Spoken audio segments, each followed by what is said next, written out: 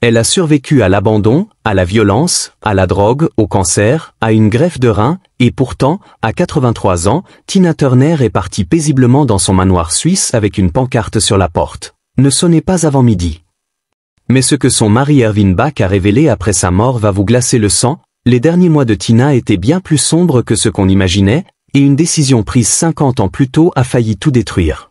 Si vous aimez les histoires de résilience qui font trembler, likez cette vidéo dès maintenant. Abonnez-vous avec la cloche et activez les notifications, on va plonger dans la vie secrète de la reine du rock'n'roll. Et croyez-moi, vous n'êtes pas prêts. Tina Turner n'est pas née Tina. Le 26 novembre 1939, à Nutbush, Tennessee, Anna Mae Bullock pousse son premier cri dans une ferme de métayers. Ses parents cueillent le coton, la guerre éclate, et à 3 ans, Anna Mae est séparée de ses sœurs, envoyée chez des grands-parents baptistes stricts. Pas de câlin, pas de jeu, juste la Bible et les chants. À 11 ans, le choc, sa mère fuit un mari violent et disparaît à Saint-Louis sans un au revoir. 2 ans plus tard, son père se remarie et abandonne ses filles à Détroit. Anna Mae, seule, devient femme de ménage chez une famille blanche riche. À 16 ans, un accident de voiture tue sa demi-sœur et 2 cousins. À 17 ans, sa grand-mère meurt. Aux funérailles, sa mère réapparaît, « Viens vivre avec moi à Saint-Louis ». Pas le choix. Anna Mae quitte le Tennessee pour toujours. Saint-Louis, 1957. Club Manhattan. Ike Turner et les Kings of Rhythm enflamment la scène. Anna Mae, 18 ans, grimpe sur scène pendant la pause, attrape le micro derrière la batterie et balance une ballade blues.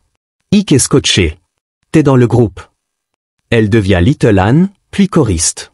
Elle sort avec le saxophoniste Raymond Hill, tombe enceinte à 18 ans. Sa mère la met à la porte. Il disparaît. Anna Mae accouche seule de Craig, s'installe chez Ike. À 19 ans, elle enregistre Box Top. Puis Ike écrit à Fall in Love pour un autre artiste. Le chanteur ne vient pas. Anna Mae prend le micro. Sa voix déchire tout. Le président de Sur Record offre $25 000 et exige, elle doit être la star. Ike accepte, dépose la marque Tina Turner, et s'assure que sans lui, elle n'aura rien. Le single explose. Tina Turner est née. Mais derrière les projecteurs, l'enfer. Ike bat Tina dès 1962. Premier coup, un tendeur à chaussures en bois parce qu'elle refuse de changer de nom. Mariage à Tijuana, puis lune de miel dans un bordel. Tina garde le secret pendant 40 ans. Ike, cocaïnomane, bipolaire, infidèle en public. Tina monte sur scène avec des lèvres fendues, des yeux au beurre noir. 1968, overdose de Valium. Elle survit, réalise, je dois partir. 1971, Pro Marie explose, Grammy, stade plein. Mais en 1976, Dallas, hôtel, Ike la roue de cou. Tina fuit avec 36 cents et une carte essence. Vêtue de sang, elle dort dans un placard chez une amie. Divorce en 1978, elle repart avec 2 Jaguars, des fourrures et son nom. Ike finit en prison, overdose en 2007. Tina n'assiste pas aux funérailles. Seule, sans un sou, avec 4 fils, elle dort dans des motels, mange avec des bons alimentaires. Les voyous d'Ike tirent sur sa maison. Elle se bat pour des dates annulées, des contrats pourris. 1979, tournée en Afrique du Sud sous apartheid. Elle dira plus tard, j'étais naïve. Les années 80, MTV refuse les artistes noirs. Tina force la porte avec Ball of Confusion. 1983, Capitol Record la met au défi, un album en 14 jours à Londres. Private Dancer sort. What Is Love Got To Do With It domine le monde. À 45 ans, Tina renaît. Live Aid 1985, Mick Jagger arrache sa jupe sur scène. Icône. Mais elle se voit toujours comme un poney maladroit de Nutbush. 1986, aéroport de Londres. Ervin Bach, cadre allemand, 30 ans de moins. Coup de foudre. 27 ans ensemble, mariage en 2013. 3 semaines après, AVC. Tina réapprend à marcher. 2016, cancer intestinal. Elle refuse la chimio, choisit l'homéopathie. Insuffisance rénale. 2017, elle s'inscrit au suicide assisté en Suisse. Ervin donne un rein. Greffe réussie. Elle porte littéralement son amour en elle. 2018, Craig, son fils aîné, se suicide à 59 ans. Tina disperse ses cendres dans l'océan. 2023, Tina s'éteint le 24 mai, 83 ans. Ervin parle enfin. Dans The Sunday Times, il révèle, les derniers mois, Tina souffrait d'une démence vasculaire. Elle ne reconnaissait plus ses chansons. Elle demandait, pourquoi je ne peux plus danser? Elle oubliait Ervin certains jours. Il dormait à ses côtés, lui chantait Simply the Best pour la calmer. Une pancarte sur la porte, ne sonnait pas avant midi. Elle voulait la paix. Ervin, elle est partie en souriant. Mais il y a plus. Un secret gardé 50 ans. En 1973, au plus bas, un ami lui offre un livre sur le bouddhisme. Tina chante Nam Myo Orange Kyo 4 heures par jour. Elle rencontre le Dalai Lama en 2004. Cette fois la sauve. Elle dira, le bouddhisme m'a appris que la souffrance n'est pas une punition, mais une leçon.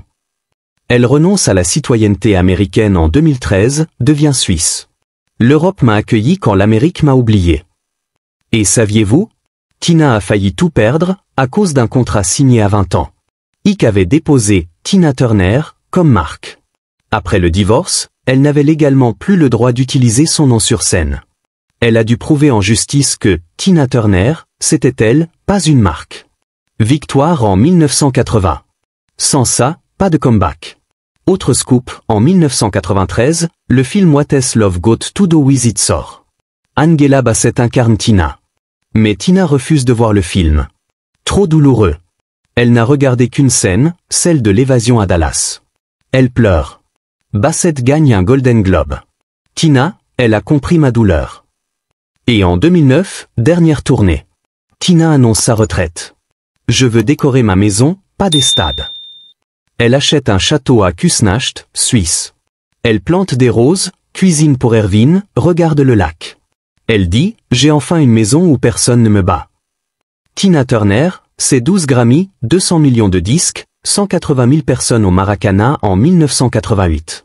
Mais c'est aussi une femme qui a dormi dans un placard, qui a chanté avec un œil au beurre noir, qui a donné son nom à une marque pour survivre. Elle a transformé la douleur en feu, la peur en liberté. Mais attendez, l'héritage de Tina Turner ne s'arrête pas à ses Grammy, à son château suisse ou à ce rein greffé par amour, il y a des chapitres entiers de sa légende qui dorment encore dans les archives, des facettes méconnues qui montrent qu'elle était bien plus qu'une survivante, une pionnière, une muse, une businesswoman impitoyable et même une actrice oscarisée dans l'âme. Et si je vous disais qu'elle a inspiré Madonna, Beyoncé et Rihanna sans jamais le revendiquer?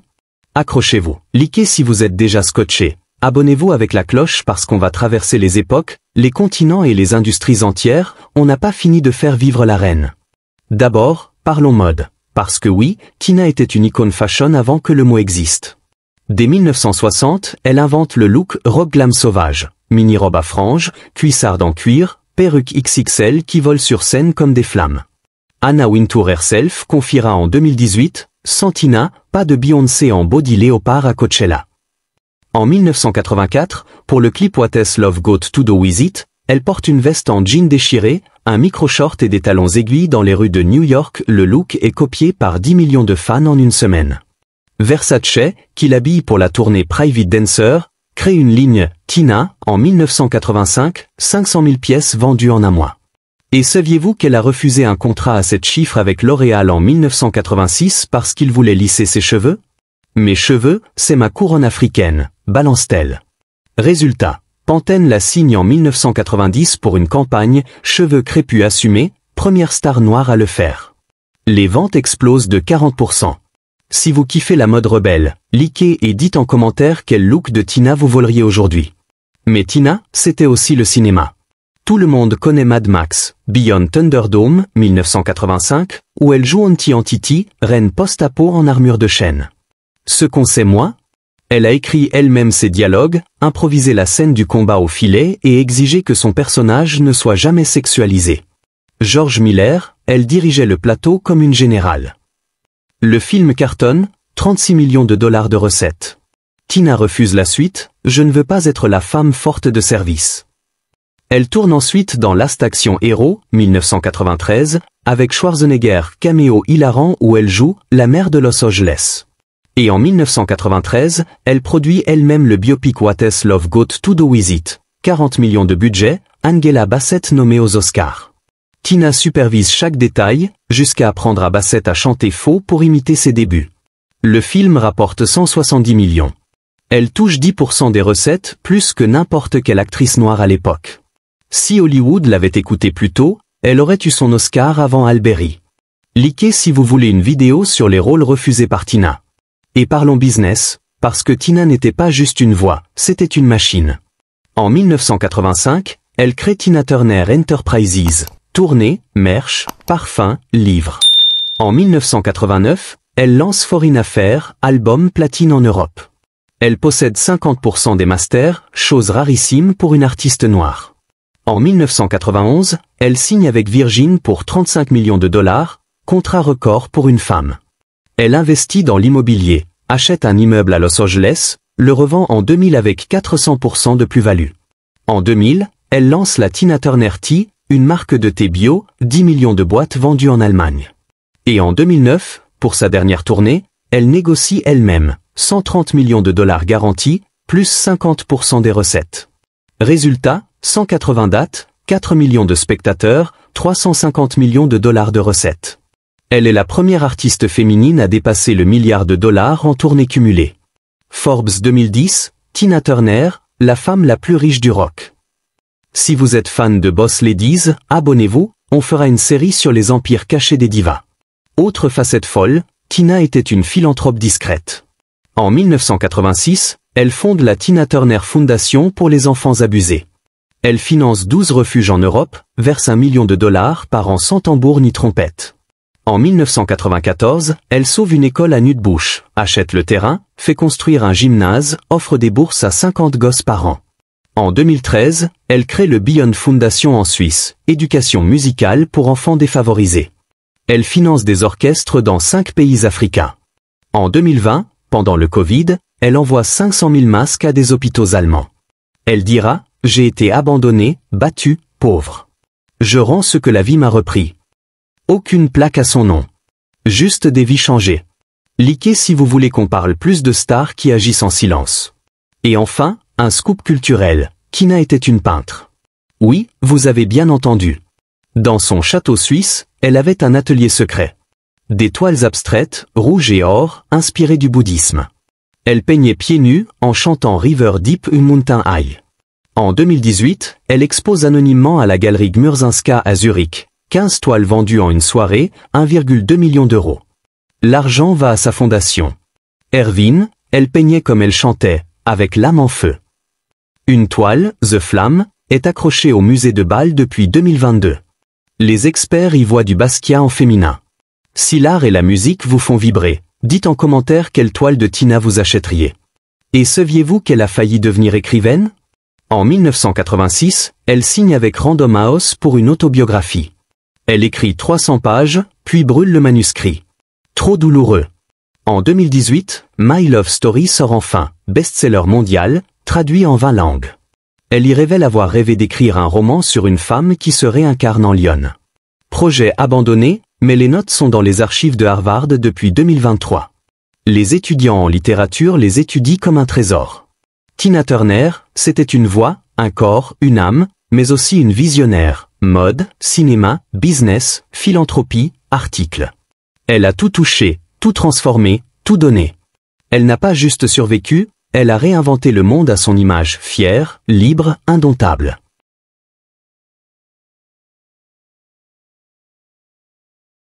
Mais on n'a pas encore tout exploré, parce que Tina Turner n'était pas seulement une icône polyvalente, elle était aussi une révolutionnaire culturelle, une ambassadrice mondiale, une mentor secrète pour toute une génération d'artistes, et même une figure spirituelle qui a influencé des mouvements entiers au-delà de la musique. Imaginez, une femme qui a fait trembler les murs du racisme, du sexisme et de l'agisme avec une simple note de voix, et qui, dans l'ombre, a façonné le monde moderne sans jamais demander de couronne. Si vous n'êtes pas encore abonné, faites-le maintenant avec la cloche, likez pour soutenir cette plongée sans fin. Parce qu'on va encore creuser plus profond dans les recoins oubliés de la reine du rock'n'roll. Commençons par son rôle dans la lutte contre le racisme et la ségrégation. Oui, on sait qui Tina brisait les barrières dans les années 60, jouant devant des publics mixtes dans le sud profond. Mais ce qu'on oublie? Tina était une activiste de terrain. En 1966, lors d'une tournée à Birmingham, Alabama, des hôtels refusent de loger le groupe parce qu'ils sont noirs. Tina descend dans la rue, micro en main, et improvise un concert gratuit sur le trottoir devant 3000 personnes, blancs et noirs mélangés. La police arrive, mais la foule est si massive qu'il n'ose pas intervenir. Le lendemain, les journaux locaux titrent « La fille de Nude Bush défie Jim Crow ». En 1968, après l'assassinat de Martin Luther King, Tina annule 12 dates dans le Sud et reverse les cachets à la SCLC, l'organisation de MLK. Elle écrit même une chanson inédite, Black is Beautiful, enregistrée en secret en 1970 ou jamais sortie officiellement, mais bootleguée dans les ghettos de Détroit et Chicago. En 1985, elle refuse de chanter au Grammy tant que les artistes noirs ne sont pas mieux représentés dans les catégories principales. Résultat, l'année suivante, What Has Love Got to Do With It remporte 3 trophées majeurs. Elle dira plus tard, « Je n'ai pas chanté pour les blancs ou les noirs. J'ai chanté pour que le monde arrête de nous diviser. » Si vous voulez qu'on fasse une vidéo sur les stars qui ont changé l'Amérique, likez et commentez YS. Et parlons de son influence internationale. Parce que Tina n'était pas juste la reine du rock aux États-Unis, elle était une déesse en Europe, en Asie, en Afrique. En 1981, elle est la première artiste occidentale à se produire en Chine post-Mao, à Pékin, devant 80 000 personnes. Elle chante en mandarin une phrase de Prou-Marie apprise phonétiquement où le public pleure. En 1987, elle joue à Rio devant 180 000 fans au Maracana, record absolu pour une artiste solo féminine. Au Japon, elle est plus grande que Madonna, 12 tournées, 300 concerts, un musée Tina Turner à Osaka ouvert en 1995, fermé en 2010, mais les fans y vont encore en pèlerinage. En Afrique du Sud, après sa tournée controversée de 1979, elle revient en 1996 post-apartheid, lui donne un concert gratuit à Soweto pour 100 000 personnes. Nelson Mandela, présent, la prend dans ses bras. « Tina, tu es la voix de la liberté ». Elle finance ensuite 50 écoles dans le township. En 2000, elle est faite citoyenne d'honneur du Ghana pour avoir aidé à restaurer le château de Cape Coast, ancien centre de la traite négrière. Elle y plante un arbre en 2005, il porte encore son nom. Likez si vous voulez une carte du monde selon Tina Turner. Autre facette hallucinante, Tina était une mentor secrète. Beyoncé l'a dit 1000 fois, Tina est ma boussole. Mais saviez-vous que Tina a coaché personnellement Queen Bey en 2005 pour les Grammy?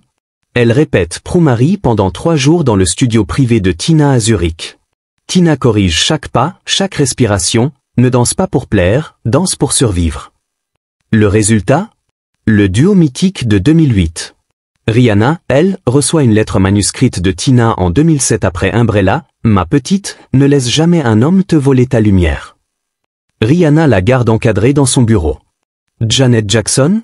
Tina l'invite à dîner en 1990 et lui dit « Arrête de chuchoter, hurle comme si le monde t'appartenait ». Résultat, Rythme Nation devient un hymne. Même Adele, en 2011, Tina l'appelle après Rolling in the Deep, « Tu as ma voix dans la gorge, mais mets-y ton cœur ».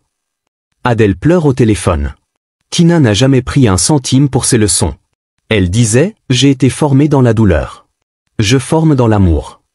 Si vous voulez une vidéo sur les mentorats secrets des divas, abonnez-vous et commentez « Mentor ». Et maintenant, un scoop spirituel, Tina a créé sa propre école de bouddhisme. En 1990, elle fonde le Tina Turner Buddhist Center à Los Angeles, discret, dans un entrepôt reconverti. 200 élèves par an, tous âges, toutes origines. Elle y enseigne le Nam Myo Orange Kyo en personne, pieds nus, en jogging. En 2000, elle ouvre un second centre à Zurich. En 2010, elle enregistre un album de chants bouddhistes, Beyond, avec Regula Kurti et de chants Chaque d'accès, vendu à 1 million d'exemplaires, utilisé dans 500 temples en Asie. En 2015, elle est ordonnée Bodhisattva honorifique par un maître tibétain. Elle refuse le titre « Je ne suis pas une sainte, je suis une survivante qui prie ». Le centre de Zurich existe encore, entrée libre, dons suggérés. Des milliers de femmes y viennent pour chanter leur douleur. Likez si le bouddhisme rock vous intrigue. Et saviez-vous qu'elle était une inventrice? Oui, Tina a breveté 2 objets. En 1986, le Tina Turner Mic Stand, un pied de micro réglable en hauteur d'un coup de pied, utilisé par toutes les choristes depuis. En 1995, le Tina Turner Real Protector, une semelle anti-usure pour talons aiguilles sur scène ou vendue à 500 000 paires via QVC. Elle touchait $2 par paire. En 2000, elle dépose un brevet pour un parfum, à mémoire, une fragrance qui change selon la chaleur du corps. Prototype testé, jamais commercialisé. Les flacons dorment dans son atelier suisse. Un jour, peut-être. Enfin, un dernier trésor, Tina écrivait de la poésie.